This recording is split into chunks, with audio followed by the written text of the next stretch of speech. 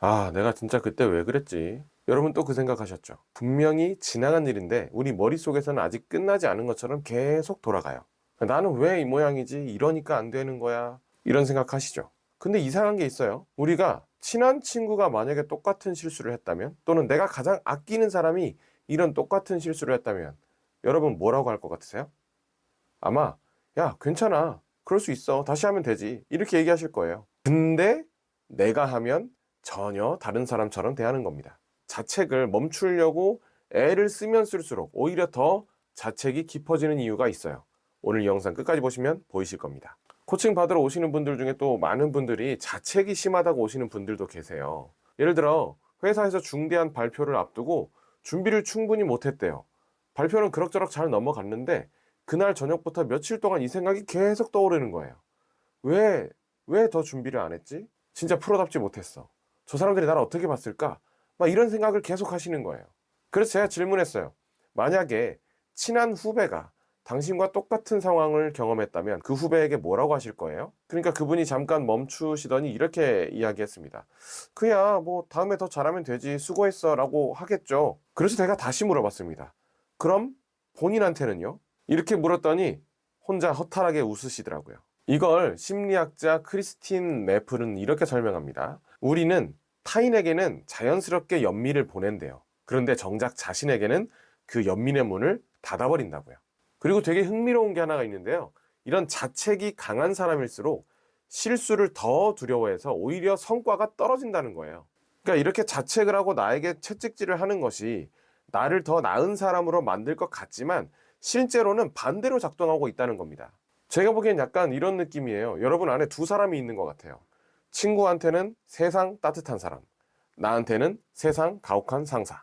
자, 그래서 이렇게 자책이 올라오는 분들 아마 이런 거 많이 해보셨을 겁니다. 그냥 잊어버리자. 긍정적인 생각을 해야 돼. 긍정적으로 생각하자. 나는 할 수 있어 라고 되뇌이자. 그런데 솔직히 말씀드리면 별로 효과가 없었죠. 그 이유가 있습니다. 이 방법들은 대부분 이런 자책이라는 감정을 없애거나 그냥 무시하거나 덮어버리려는 시도예요. 그러니까 회피예요, 회피. 근데 감정은 억누르고 회피할수록 더 강하게 올라오게 되어 있어요. 그러니까 이 자책을 없애려는 노력이 아니라 다르게 반응하는 연습이 필요한 겁니다. 자, 제가 이럴 때 종종 알려드리는 방법이 있어요. 다음번에 자책이 올라오면 잠깐 멈추고 이 질문 하나만 해보세요. 친한 친구가 나와 똑같은 실수를 했다면 나는 그 친구에게 뭐라고 했을까?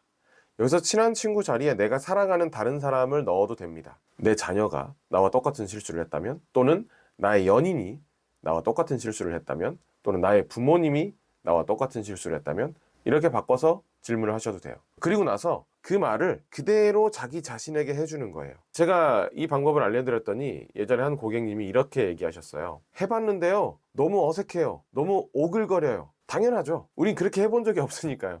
당연히 오글거리고 어색하고 그럴 수밖에 없습니다. 근데 그분이 이런 얘기도 하셨어요. 그런데 막상 친구한테 할 말을 내가 떠올려 보니까 그동안 내가 나에게 얼마나 심하게 대했는지를 알 수 있겠더라고요. 자, 이분이 자기 자신을 보는 관점이 바뀐 겁니다.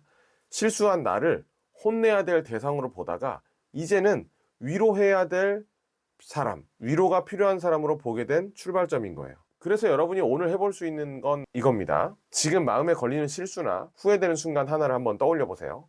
그리고 종이에 딱 한 문장만 쓰세요. 친한 친구가 이랬다면 나는 뭐라고 했을까? 그리고 그 문장을 그대로 자기 자신에게 말해주는 거예요. 막 문장이 엄청 수려하거나 멋지거나 길거나 잘 써야 되는 거 아닙니다. 어색해도 괜찮아요. 이거를 2주 동안 내가 자책이 올라오는 순간마다 계속 한번 해보세요. 자책이 올라온다, 멈춘다, 친구라면 뭐라고 했을까? 그 말을 나에게 한다. 이게 한 2주 정도 연습이 되면 분명히 달라지기 시작합니다. 이 자책이라는 생각이 올라와서 나를 괴롭히게 되는데 이 중간에 지금 얘기한 질문이 쓱 끼어드는 거예요. 그러니까 나의 성격이나 어떤 기질이 본질적으로 바뀌는 건 아니지만 나의 성격과 기질을 그대로 두고라도 내가 어떤 상황에서, 특히 자책이 올라오는 상황에서 반응하는 방식이 바뀌는 겁니다. 그러니까 예전에 코칭을 받았던 분도 이런 얘기를 하셨어요. 자책하는 게 없어진 건 아닌데 예전처럼 막 몇 날 며칠 끌고 가지는 않아요. 한번 올라왔다가 그냥 사라지는 것 같아요. 자책 자체를 아예 시작하지 않는 사람이 된 게 아니에요. 그러니까 자책하고 나 사이에 하나의 공간이 생긴 거예요. 어떤 단계가 새로 생긴 거죠. 그리고 그 단계, 그 공간에서 이젠 다른 선택을 할 수 있게 된 거고요. 자, 내일도 분명히 뭔가를 잘못했다고 느끼는 순간이 올 겁니다. 아주 작은 거, 사소한 것도 괜찮아요. 그러니까 예전 같으면 그 순간부터 막 내 머릿속이 또 복잡하게 날 시끄럽게 만들기 시작했을 텐데 이제 여러분은 알고 계십니다. 어떻게 하면 되는지 말이죠. 그 순간에 딱 한 가지만 스스로에게 질문하세요. 친한 친구가 이랬다면 나는 뭐라고 했을까? 그리고 오늘부터 나 자신에게 말을 걸 때는 그 가혹한 상사 말고요. 나를 사랑하는 어떤 사람을 데리고 오세요. 나에게 가장 친한 친구를 데리고 오세요. 이 패턴이 너무 오래돼서 고치기 어렵다는 느낌이 드신다면 더보기란에 제 코칭 링크가 있습니다. 확인해 보세요.